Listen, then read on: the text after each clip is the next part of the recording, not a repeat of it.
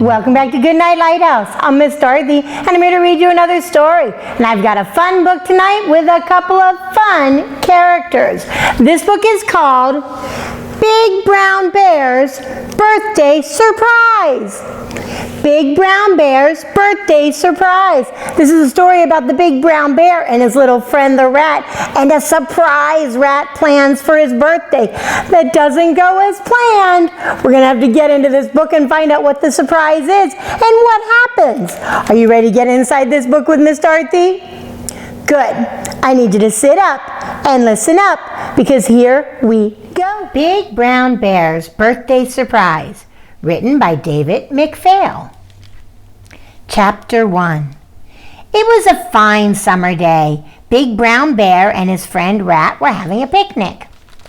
"What a good idea this was, Rat," said Bear. "I do so love a picnic." "Would you like another cucumber sandwich?" asked Rat. "There is one left." "I suppose I could eat one more," Bear replied. "They are my favorite."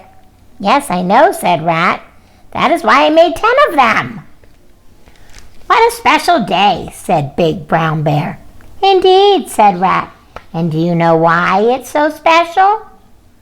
"Why?" asked Bear. "I wonder why it's such a special day." "Because today is someone's birthday," explained Rat. "Someone I know?"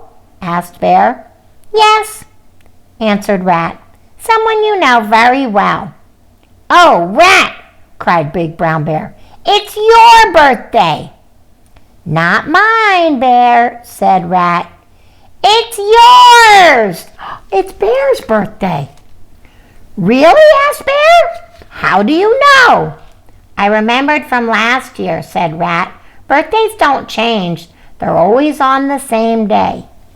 "Amazing," said Bear. Chapter 2. Big Brown Bear finished his sandwich, then lay back on the grass and closed his eyes. "Don't go to sleep," said Rat. "I have a surprise for you." "What is it?" asked Bear. "I'll give you a clue," said Rat as he disappeared into the picnic basket.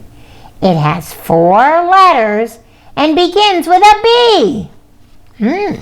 What could it be? Just then, Big Brown Bear felt something bump the bottom of his foot. He sat up and looked. It was a boat. "Oh, thank you, Rat," he cried. "I have always wanted a boat." "I didn't get you a boat, Bear," said Rat, emerging from the basket. But when he looked, Bear wasn't there. He was sitting in the boat, adjusting the oars. "Jump aboard, Rat," Bear called. "Let's go for a ride." "But that's not his boat." Rat saw that the boat was moving away from shore, so he quickly leaped into the seat next to Bear. "As I was saying, Bear," he tried to explain, "this is not your boat." "Whose is it then?" Bear asked. "I don't know," said Rat. "It must have gotten loose and drifted downstream." "Then we'll return it," said Bear, "and have a boat ride too." So they're going to go try and figure out whose boat it is. Chapter 3. With Bear working one oar and Rat working the other, the boat moved steadily up the river. "Boating is so much fun," said Big Brown Bear as he's rowing along with Rat. Just then a hat came floating by. Bear scooped it up and put it on his head. Next came a fishing pole. Bear grabbed it and handed his oar to Rat. "Row on, will you, Rat?" he asked. "I would like to fish." No sooner had Bear dipped his line into the water than a log drifted into view, and sitting on the log was a man. "Hello," called Bear. "What a fine day to be on the river." "Without a boat it isn't," the man called back. "Hey, that's my hat you're wearing." "If you say so," said Bear, and he tossed the hat to the man. "That's my fishing pole too," the man shouted. "You're welcome to it," said Big Brown Bear, and he held it out for the man. "And that's my boat," the man yelled. We found it downstream," explained Rat, "and we're trying to return it." Rat steered over to the log, and Bear helped the man climb into the boat. "I'm glad you came along when you did," the man told them. "The log was getting tippy." With the addition of the man, there was hardly any room to row. Even worse, water was pouring in over the sides. Rat rowed faster. The man began to bail, but the extra weight was too much, and the boat slowly sank.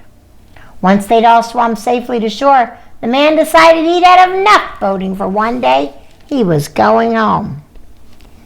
"Thanks for rescuing me," he called over his shoulder. "Any time," Bear called back. "Thank you for the boat ride." Chapter 4. When the man was out of sight, Bear and Rat headed back to collect the picnic basket. As they walked along, Bear remembered something. "Say, Rat," he said, "this has been a terrific birthday.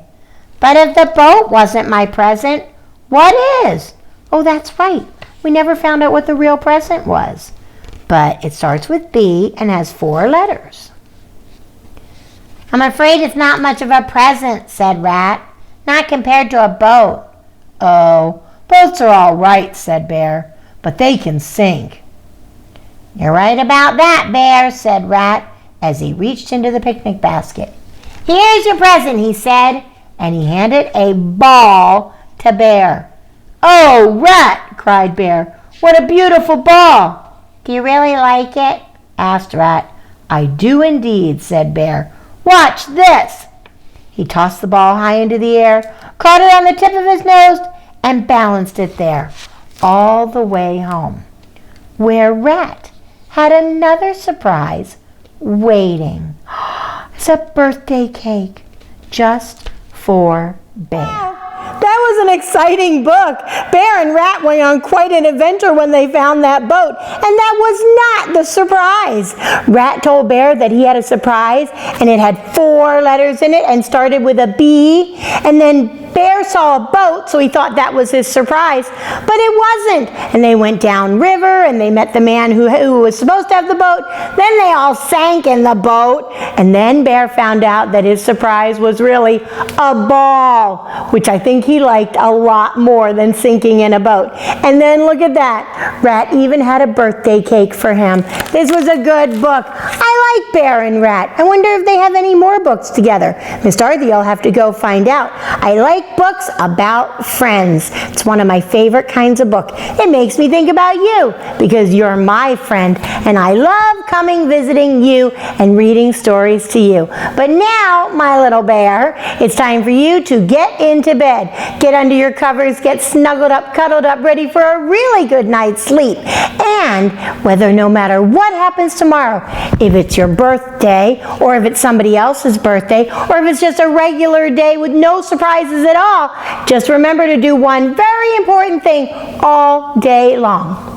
Obey, and obey right away. And then come back and see Miss Dorothy. I'm going to be sitting right here, ready to read another book to you. Bye!